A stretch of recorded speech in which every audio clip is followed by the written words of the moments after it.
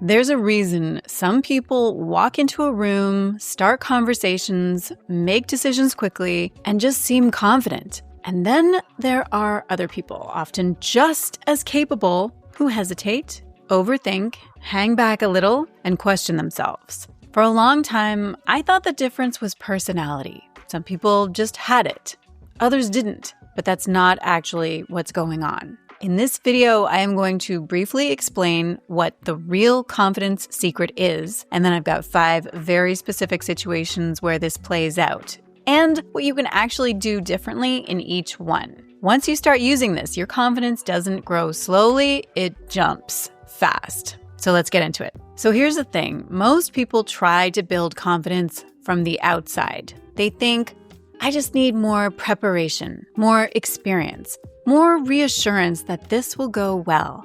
So they wait until they feel ready. But the problem is, if your actions don't match how you see yourself, your brain will resist it. Quietly, but very effectively. So you hesitate and you hold back.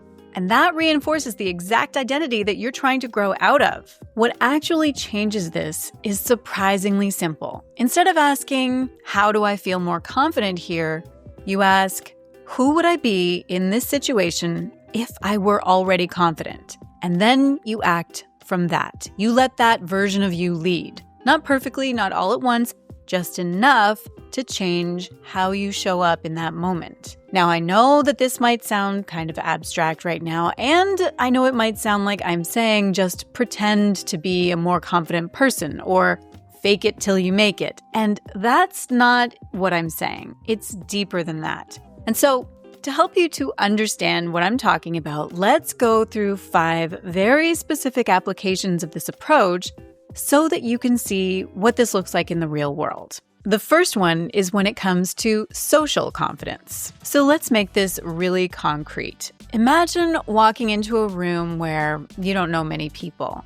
Maybe it's a networking event or a social gathering, something like that. And you feel it immediately. You become very aware of yourself, where to stand, what to say, whether you're coming across well.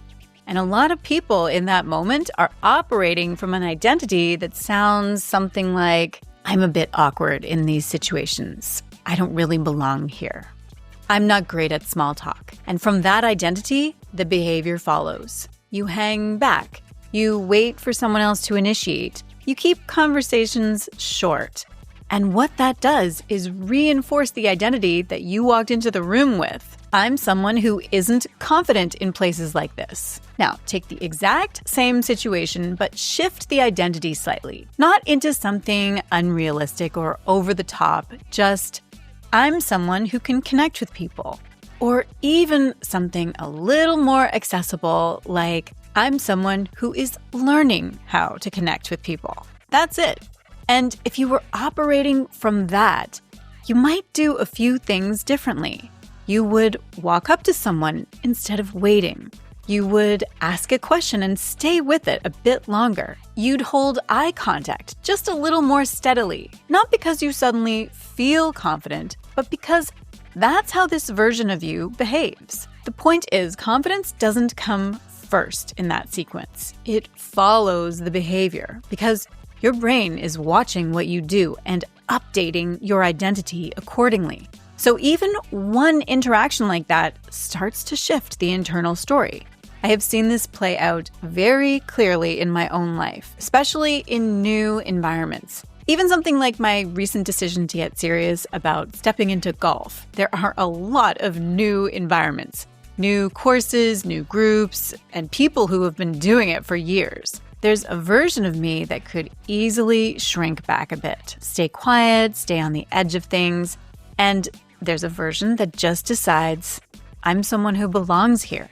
Same person, same skill level, very different experience. So what's happening in real time is that you're not waiting to become a confident person. You're choosing a small identity upgrade for yourself and then acting from that identity in small ways right now. And your confidence builds from there. Okay, so let's take a look at another application of this approach because this same pattern shows up even more clearly in how you make decisions. So let's say you're trying to decide something. It could be big, it could be surprisingly small, and you feel that pull to get it right. You go back and forth, you think it through from every angle, and you imagine different outcomes. You maybe try to predict what is going to happen, and the more that you do that, the harder it gets. Because underneath all of that is a very familiar identity. I always seem to choose the wrong thing. If I make a bad choice, that says something about me. And from that place, of course you hesitate, because now the stakes feel high. And so it stops being a decision. It becomes a test. Now, shift the identity slightly. Again, not into something unrealistic, just I'm someone who can handle what happens next. That's it.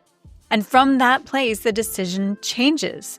You're no longer trying to control the entire outcome.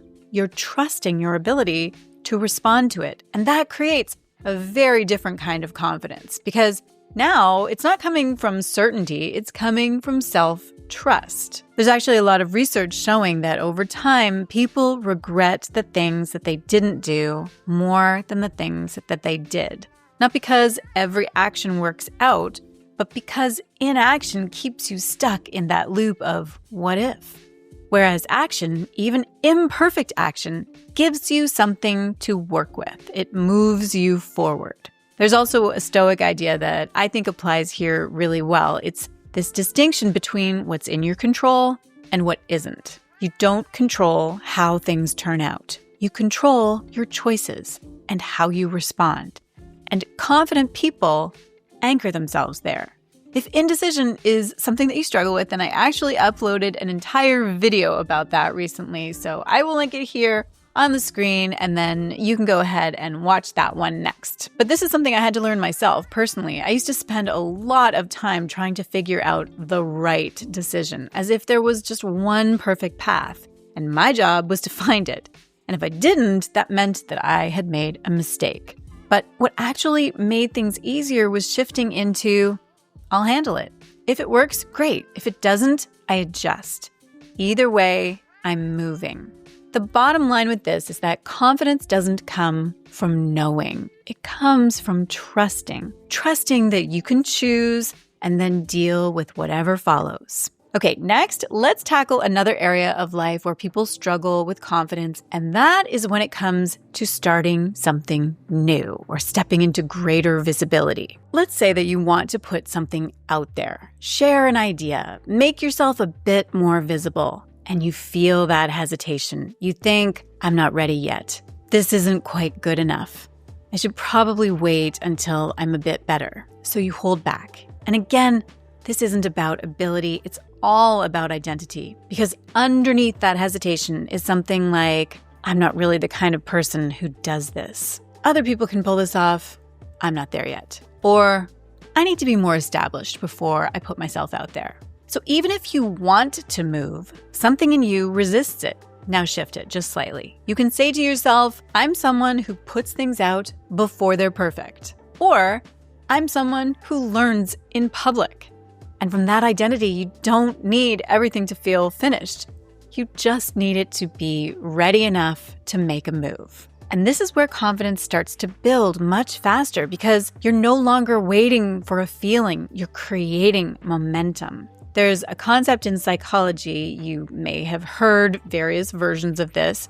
It's that we form our sense of who we are by observing our own behavior. So when you consistently hold back, your brain takes that as evidence. It thinks, okay, we're someone who doesn't do this. But when you start putting things out, even imperfectly, your brain updates the story. It thinks, oh, this is something that we do now. I saw this very clearly when I started putting content out on YouTube. There were 100 reasons to wait.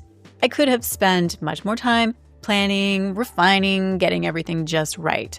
But at some point, the shift was simply, I'm someone who shows up and shares. Not perfectly, not all at once, but consistently. And that changed everything. You don't become confident and then start.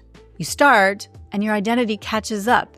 Because the truth is, ready is a moving target. So in this area, confidence isn't about getting to a point where you feel fully prepared. It's about deciding this is the kind of person I am now, and then acting accordingly, even if it feels slightly uncomfortable. And if you're watching this and thinking, this is exactly what I do. I keep holding back. I keep waiting until I feel ready. I actually put together a free guide that walks you through that pattern. It's called the Self-Sabotage Recovery Guide. It helps you to identify the specific ways that you are getting in your own way, and more importantly, how to start shifting that in a way that actually sticks. So I will link it below if you want to go a bit deeper with this. Okay, next I want to talk about another situation where confidence or lack of confidence shows up.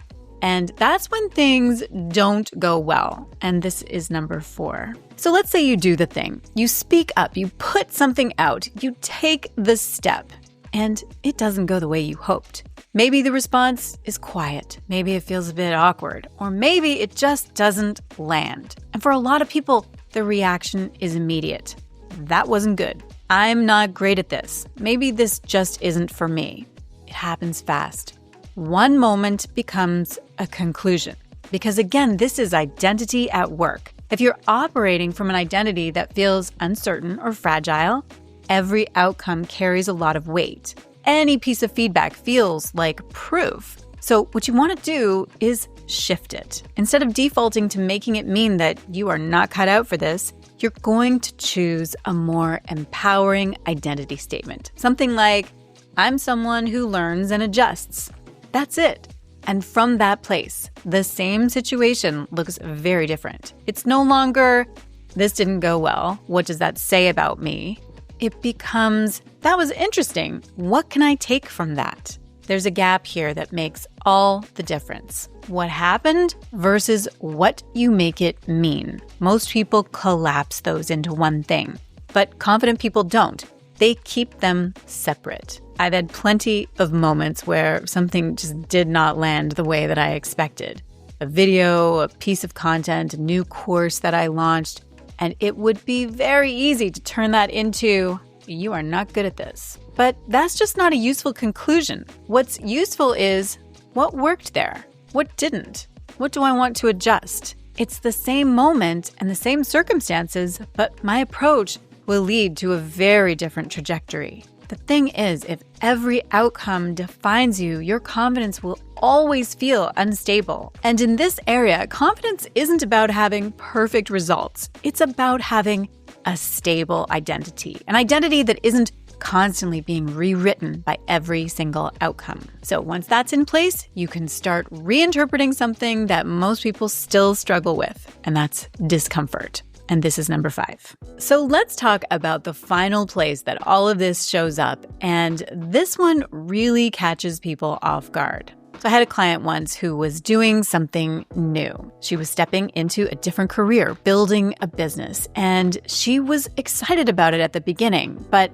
as she started getting more active, she began to feel really uncomfortable. She felt exposed as she was starting to talk about her new business, and she felt unsure, definitely some internal resistance. And as she was telling me about it, she started saying things like, maybe this isn't right, maybe I'm not ready. And then she even said, maybe this isn't for me. And that's exactly what a lot of people do. They feel that discomfort and they read it as a signal. They start thinking that if it was really meant for them, it would feel better, less uncomfortable. So they pull back. They hesitate and maybe soften what they were going to say. Or maybe they delay the thing that they were about to do and possibly retreat into what feels more familiar. But again, this comes back to identity, because if you're stepping into a new identity, of course it's going to feel unfamiliar. Of course there's going to be some friction. That doesn't mean that you're doing it wrong. It means you're in the middle of a shift. I see this in myself in real time with anything new that I am learning or stepping into. There's always that moment where it doesn't feel natural yet. And it would be very easy to step back into what feels more like me. But that's the whole point. You're expanding what me includes. Discomfort isn't a sign that you lack confidence. It's often simply a sign that your identity is stretching, and that's a good thing. So when you put all of this together, all 5 applications that I talked about in this video confidence starts to look very different. It's not something you wait for. It's something that emerges as you repeatedly act from a slightly expanded version of who you are. At some point, the question changes. You stop asking, how do I become more confident? And you start asking, who am I being right now? And who do I want to be in this moment? And then you act from that, even if it feels a little unfamiliar and even if it's not perfect, because that's how confidence is built. It's built one identity-aligned decision at a time. Now, if you want to go deeper into this idea of small identity shifts and how they compound over time, I would recommend watching the video on micro-reinvention next. That is where this really starts to click in a practical way. So I will link it on the next screen, and then I will see you there. The first one is when it comes to social confidence. Wait, should it be emphasis on social or confidence? Social confidence or social confidence? I think social confidence. Let's do that again. But first, some tea, hair check. Okay. Let's say that you want, that's a bit strident. Okay.